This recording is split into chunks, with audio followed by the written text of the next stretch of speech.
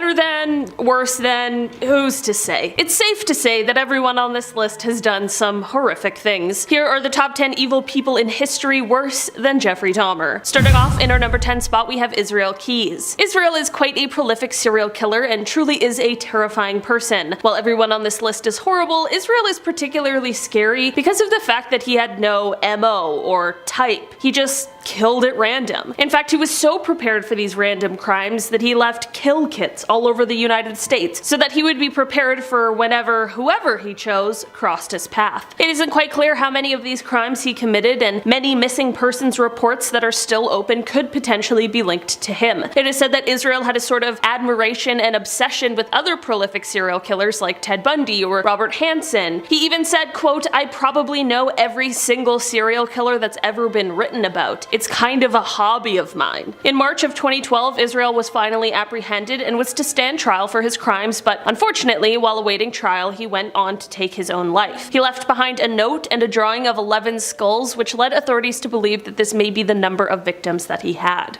In our number 9 spot today, we have Richard Chase. This evil person is said to have taken the lives of 6 people within the span of a month between 1977 and 1978. That's a lot of people in a very short amount of time, which is so terrifying. Before his crimes, Richard's life was already full of terrible stories and horrific acts that had him spending time in mental health institutions before his crime spree started. While at these facilities, he was diagnosed with paranoid schizophrenia, but after going through treatment and beginning medication, he was deemed to no longer be a threat to society, and he was released into his mother's care. Here's where things take a turn for the worse. Instead of helping take care of Richard, his mother instead weaned him off of his medication and got him all set up with his own apartment. Nice. Really helpful and very cool of her. Initially, when he moved into the apartment, he had roommates, but eventually they all moved out and he was alone, which is when things really got wild. He began killing various animals, which he would then eat raw, sometimes mixing the organs with Coca-Cola in a blender and then drinking it. After this, he would unfortunately go on his killing spree, which had horrific details and would only end when he was startled by a visitor at the home of where his final crime took place. He fled the crime scene but was later caught and stood trial. Although there were many attempts to have him be spared of the death sentence, in the end it didn't work. In December of 1980, Richard was found passed away in his jail cell after taking too many of his prescribed medication. In our number 8 spot today, we have Charles Ng. Charles' story really starts off shortly after he moved to the United States on a student visa. He dropped out after his first semester, and soon after he was involved in a hit-and-run accident. He then tried to avoid prosecution by enlisting in the United States Marine Corps using false documents that stated that his birthplace was within the United States. He was arrested by military police a year later for stealing automatic weapons, and then somehow he escaped custody, headed back toward Northern California, and this is where he met Leonard Lake, who is another real piece of work. Charles did end up going away and serving a bit of time, but it was only 18 months and he was back with Leonard, and that is when the two started their crime spree together. It is believed that together the pair took the lives of somewhere from 11 to 25 different people. When Leonard was caught and brought in for questioning, he sneakily took a cyanide pill he had hidden in his jacket and he took his own life, but Charles did end up standing trial. He was convicted for 11 of the killings and he remains on death row at San Quentin. In our number 7 spot today, we have Rodney Alcala. Rodney is a horrible monster who was convicted and sentenced to death for 5 killings that he committed in California from 1977 to 1979. He also received an additional 25 years to life after pleading guilty to 2 other killings in New York in 1971 and 1977. Rodney got away with his crimes for a while because he wasn't the top of the lists of suspects, because he was said to be a quote charming photographer. Rodney is often referred to as the dating game killer because of his appearance on the show, with what we now know about him is absolutely horrifying. What's crazy is that he actually won the show he was on, but the episode's bachelorette refused to go on a date with him because she found him too creepy. This is just a reminder to always trust your instincts. It isn't exactly known just how many victims Rodney had. It is potentially thought that it could be much higher than the number that he was convicted for. In July of last year, Rodney passed away in prison at the age of 77. In our number 6 spot today, we have Scott Erskine. In early life, Scott began to commit very violent crimes against others that I really can't even talk about here on YouTube. When he was around 17 years old, he spent around 4 years in prison for one of his crimes, but then he was paroled after the 4 years and he immediately began committing crimes again. In 1993, Scott invited a woman who was waiting for the bus into his home and ended up holding her hostage for several days. After letting her go, he was quickly arrested and he ended up being sentenced to 70 years in prison. This is when he had to submit DNA to a database, and in March of 2001 that DNA was matched when the cold cases of the unsolved killings of Jonathan Sellers and Charlie Keever were reopened. In 2004, a jury sentenced him to death, and 6 days later he was transferred to San Quentin. In an interesting turn of events, Scott did die on death row, but it wasn't due to a scheduled execution. Scott died a couple of years ago in July of 2020 after contracting COVID-19. In our number 5 spot today, we have Tommy Lynn Sells. Tommy Lynn Sells was an American serial killer who was responsible for 22 confirmed deaths, but the authorities have said that they know that there are more. I actually watched an interview that he did, and one of the aspects that really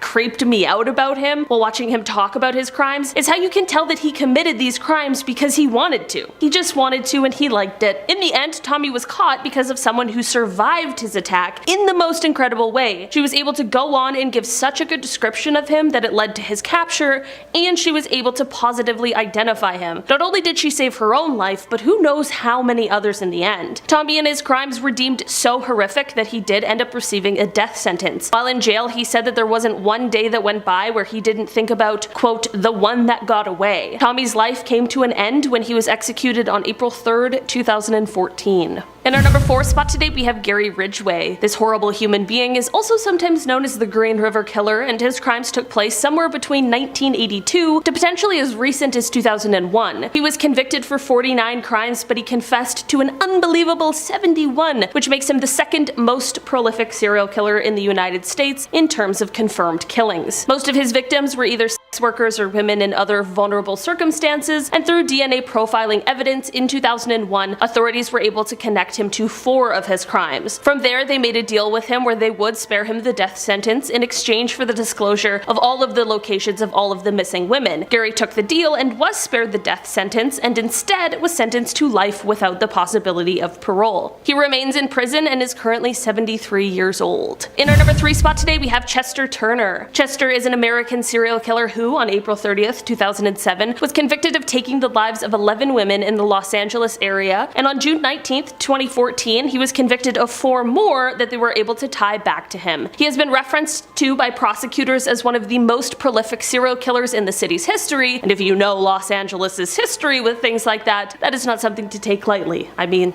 like 4 of these were Los Angeles. Due to other crimes that Chester had committed where he was caught, he had to submit a DNA sample. This sample is what ended up leading authorities to solving these other horrific crimes that he had committed. At the time, the cases were turning cold, but thankfully Chester being caught for the other crimes is what allowed them to have a break in the case. In the original trial that led to conviction, Chester was sentenced to death, but at the following one in 2014, he also received an additional death sentence. In our number 2 spot today, we have Albert Fish. Albert is one of the oldest people on this list, but that does not mean his crimes were any less horrific than anyone else's. Dubbed the Brooklyn Vampire or the Moon Maniac or even the Boogeyman himself, it is clear that Albert was a terrible human who did awful things. In the early 1900s, Albert was arrested, tried, and convicted for killing and eating 3 people, but the horror was not over there. No, Albert began to claim that although people knew about 3, the number was closer to 100, and he even claimed that he had some in every state. It's disgusting. To make matters even worse, as if it already wasn't terrible enough, this deranged lunatic also sent a letter to the mother of one of his victims. He detailed everything about how he lured her and the rest of the horrific things that occurred afterwards, like how he proceeded to eat her over the course of 9 days. Yeah, this is just another person that I'm not sad at all that they just don't exist anymore. That's perfectly fine by me. In our number 1 spot today, we have Quincy Allen. Quincy Allen is a man who went on a crime spree between July and August of 2002 where he took the lives of 4 people. His crime spree was actually inspired while he was in prison serving time for stealing a vehicle. It was here that a fellow inmate decided to start recruiting others and told him that he could get Quincy a job as a mafia hitman. When Quincy was released, he decided to buy a shotgun so he could start practicing. Man, I wish he showed this kind of dedication to literally anything else. Quincy started off his horrific crime spree on July 7th, 2002 by attacking a 51-year-old homeless man who was sleeping at the time. Luckily, this man was able to survive the attack. His crimes continued until he was arrested on August 14th, 2002. After his arrest, arrest and trial, Quincy received a sentence of death and is still on death row awaiting execution. His sentencing did not deter him from the criminal life, however, as in 2009, Quincy, along with another inmate, planned an attack on a correctional officer at the prison they both reside at. In the end, the guards had to use rubber bullets to subdue the pair. The correctional officer they attacked thankfully didn't succumb to his injuries, but he was forced to find another job, as after the attack he was suffering from PTSD, and all the charges pertaining to this specific attack were later dropped by prosecutors who suggested that there was no point in trying someone who is already on death row. This did, however, get Quincy and the other inmates stripped of all of their privileges at the time, which included outside recreation, visitation, phone use, and canteen items. Quincy was intended to be executed on January 8th, 2010, but there was a stay of execution that was accepted, and as of July 26th, 2022, literally just like a few months ago, Quincy's death sentence was overturned. Alright guys, that has been our list for today. Thanks so much for checking it out. I've been your host today, Olivia Kozlowski, and I will see you again soon. Goodbye. For whenever, whoever he chose. What?